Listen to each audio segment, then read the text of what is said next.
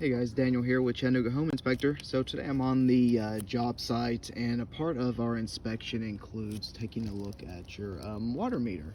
So one thing that we're always looking for with your water meter is to see if this little spinner is actually spinning.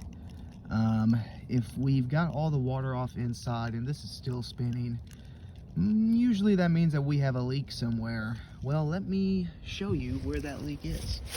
So typically, these leaks can't really be seen. They might be underground in the yard leading to the home. But today, luckily, I was able to pinpoint exactly where the leak is. Pretty easy one to find. Oh. Well, here, let me fix it. Yep. Got it.